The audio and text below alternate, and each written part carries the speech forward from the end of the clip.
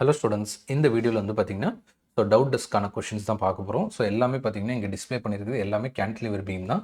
இதில் different loading condition கொடுத்துருக்காங்க. அல்டிமேட்டாக என்ன கேட்குறாங்க பாருங்கள், டிஃப்ளெக்ஷன் அட் ஃப்ரீ எண்ட் தான் கேட்குறாங்க. மோஸ்ட்லி டிஃப்ளெக்ஷன் வந்து ஃப்ரீ எண்டு கிட்ட தான் மேக்ஸிமம் இருக்கும். அதுதான் காம்படிட்டிவ் எக்ஸாம்ஸில் கேட்பாங்க.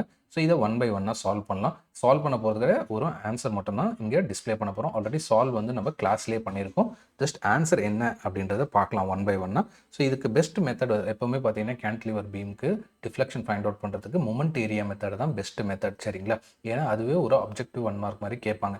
கேன்டிலிவர் பீமில் டிஃப்ளெக்ஷன் ஃபைண்ட் அவுட் பண்ணுறதுக்கு என்ன மெத்தட் பெஸ்ட் மெத்தட்னு கேட்டாங்கன்னா மொமெண்ட் ஏரியா மெத்தட். அதாவது ஷார்ட் ஃபார்மில் எப்படி சொல்லுவோம்னா மேம் மெத்தட் அப்படின்னு சொல்லுவோம்.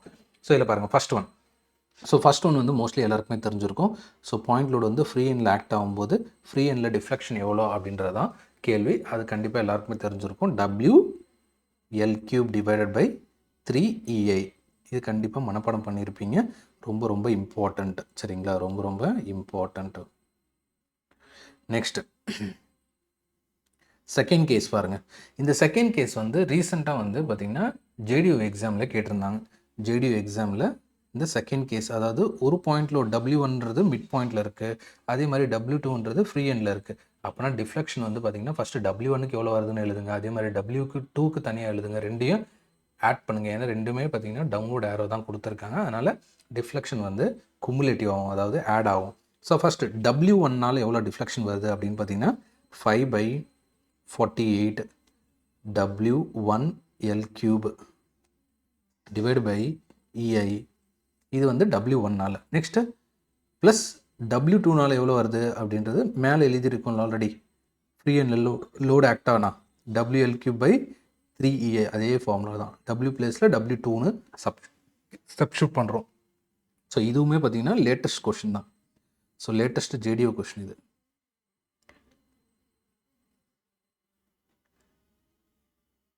சரிங்களா? Latest JDU question.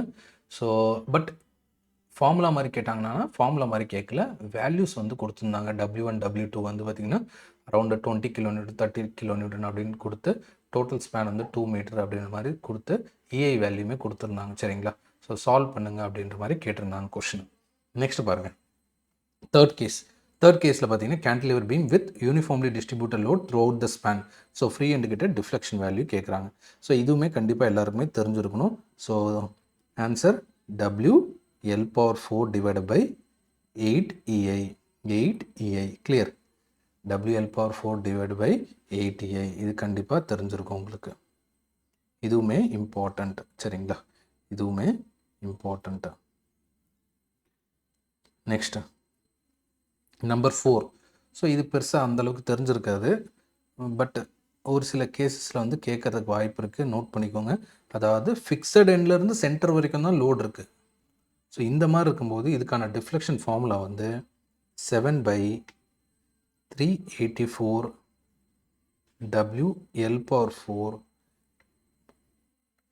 Divide by EI.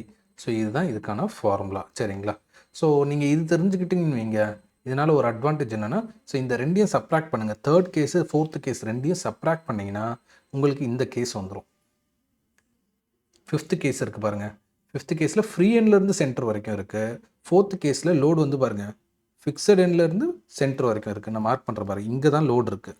வேற ஃபிஃப்த்து கொஷனில் வந்து பார்த்திங்கன்னா ஃப்ரீ எண்ட்லேருந்து மிட் ஸ்பேன் வரைக்கும் இருக்குது.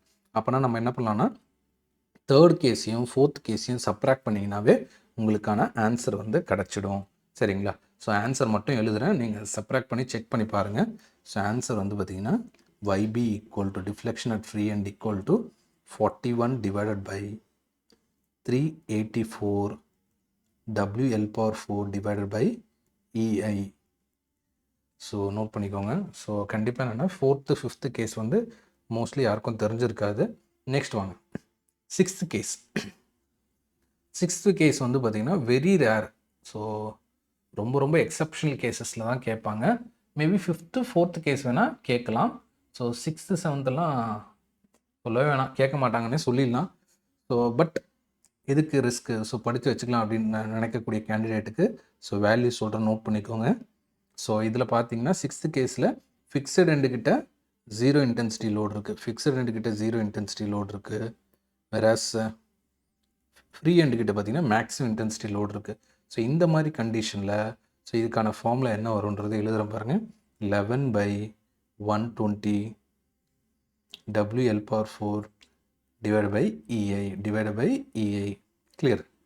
நெக்ஸ்ட் அதுவே ஃபிக்ஸ்டு எண்டில் மேக்ஸிமம் இன்டென்சிட்டி இந்த 0 இன்டென்சிட்டி வந்து நமக்கு ஃப்ரீ எண்டு கிட்ட இருந்ததுன்னா அப்போ என்ன டிஃப்ளெக்ஷன் ஃபார்முலா வரும் அப்படின்னா WL power 4 divided by 30 EI. சரிங்களா? இதை ஈஸியாக ஞாபகம் வச்சுக்கிறதுக்கு இன்னொரு ஷார்ட்கட் சொல்கிறேன் பாருங்கள். ஸோ இதில் ஏதாவது ஒன்று ஞாபகம் வச்சுக்கிட்டிங்கனாவே போதும். இந்த ரெண்டுத்தில் ஏதாவது ஒன்று ஞாபகம் வச்சுக்கிட்டிங்கன்னா போதும். அதாவது கேஸ் 6 இல்லை கேஸ் 7. சரி, உங்களுக்கு எது ஈஸியாக இருக்குது நினைக்கிறீங்க? சப்போஸ் கேஸ் 7 வந்து ஈஸின்னு நினச்சிக்கிறேன். சரிங்களா? ஸோ கேஸ் 7 வந்து நான் மனப்பாடம் பண்ணுறேன். அப்போ நான் கேஸ் 6 எப்படி கொண்டு வரலாம் அப்படின்னு பார்த்தீங்கன்னா, ஸோ யூனிஃபார்ம்லி டிஸ்ட்ரிபியூட்டட் லோடுக்கு நமக்கு ஃபார்முலா தெரியும். WL power 4 divided by 8 EI. So அப்போ நான் ஷார்ட்கட் எழுதுகிறேன் பாருங்கள். ஸோ இதை எப்படி கண்டுபிடிக்கலான்னா, that is WL power 4 divided by 8 EI minus இந்த கேஸ் எடுத்துகிட்டு வாங்க, minus WL power 4 divided by 30 EI. இதை சால்வ் பண்ணிங்கனாவே உங்களுக்கு இந்த ஃபார்முலா வந்து கிடச்சிரும். 11/120 WL power 4 divided by EI. Clear. Next வாங்க, லாஸ்ட் கேஸ். ஸோ லாஸ்ட் கேஸில் என்ன கொடுத்துருக்காங்க? கப்புள் கொடுத்துருக்காங்க. ஸோ கப்புள் எங்கே இருக்குது? கப்புள் வந்து ஃப்ரீ எண்டு கிட்ட ஆக்ட் ஆகுது. ஸோ இந்த கேஸ்க்கு டிஃப்ளெக்ஷன் ஃபார்முலா வந்து பார்த்திங்கன்னா, so that is YB is equal to ML square divided by 2EI. Clear. So இதுதான் ஃபார்முலா. இது இம்பார்ட்டண்ட்டான்னு கேட்டிங்கன்னா கண்டிப்பாக இம்பார்ட்டன்ட், மனப்பாடம் பண்ணணும். கிளியர். ஸோ இப்போ எது எது படிக்கணும் அப்படின்றத சொல்கிறேன் பாருங்கள். ஸோ பாயிண்ட் லோடு என்னென்ன இருக்கோ அதெல்லாமே படிங்க. பாயிண்ட் லோட் கொடுத்துருக்கேன்ல அது படிங்க. அதே மாதிரி யூனிஃபார்ம்லி டிஸ்ட்ரிபியூட்டட் லோட் கொடுத்துருக்கேன்ல, யூனிஃபார்ம்லி டிஸ்ட்ரிபியூட்டட் லோட் அதுவுமே படிங்க. நெக்ஸ்ட் லாஸ்ட் கேஸ் வந்து கப்புள் கொடுத்துருக்கேன் பாருங்கள், அதுவுமே படிக்கணும். 6th 7th கேஸ் வந்து அந்த அளவுக்கு இம்பார்ட்டன்ட் கிடையாது. ஸோ அதனால் அதை ஒமிட் பண்ணிடலாம். பட் இருந்தாலுமே நான் சொல்லியிருக்கேன். ஸோ நீங்கள் 7th கேஸ் படிச்சிட்டிங்கன்னா 6th கேஸை ஈஸியாக வந்து நம்ம டிரைவ் பண்ணிக்கலாம். So that's all students. இன்னொரு இம்பார்ட்டன்ட் வீடியோவில் மீட் பண்ணுவோம். Until then keep preparing. தேங்க்யூமா.